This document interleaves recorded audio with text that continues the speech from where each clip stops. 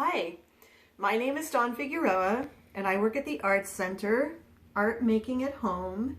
And today I'm going to teach you some different techniques from around the world for tying your fabric in preparation for dyeing it.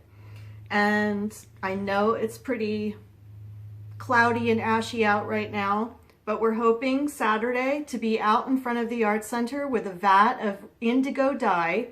And we're going to have all the supplies you need to do any of these projects that interest you. You'll receive a handkerchief and materials for tying your fabric, and we'll dye it for you, and you can bring it home and safely rinse it and wash it and have it forever. So the first technique I'm going to go over today is called bandhani.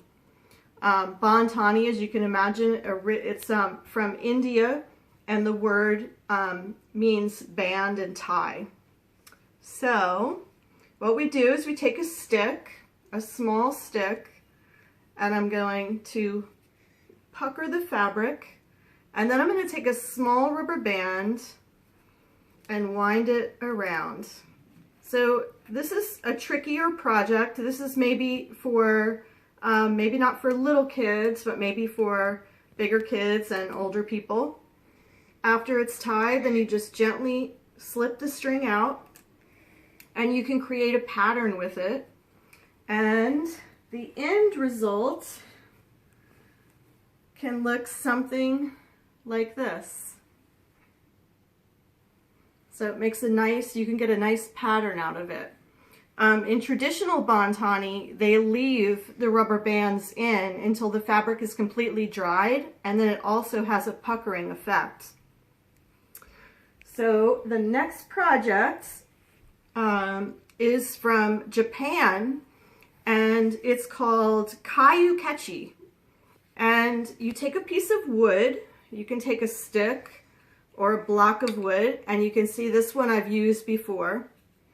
And you're going to fold the fabric, and you can fold it any way you want. You can fold it diagonally or square, and then you put the wood in it and fold it again and then band it, and it can create like a plaid-like effect.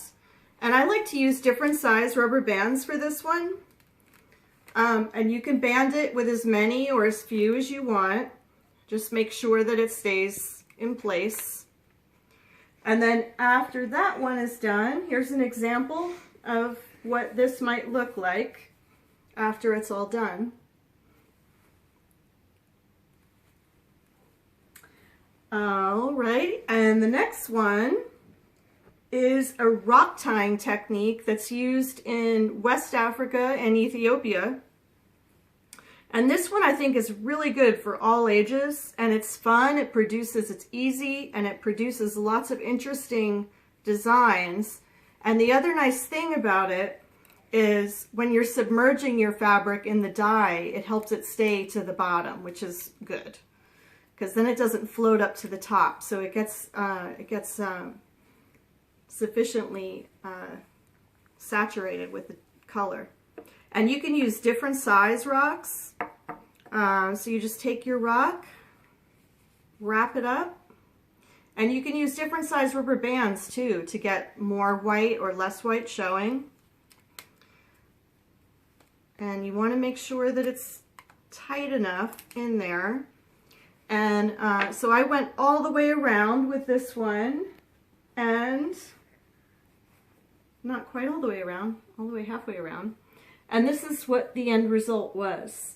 And so this one, I thought it almost looked like a butterfly. I used a flat rock for that one.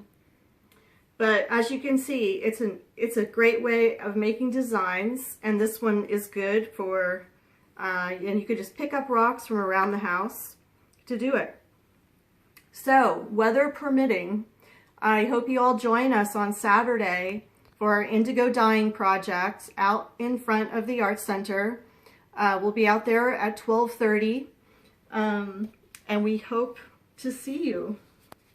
If you like what you see, please consider becoming a member of the Arts Center, and enjoy your tying, and see you Saturday. Bye.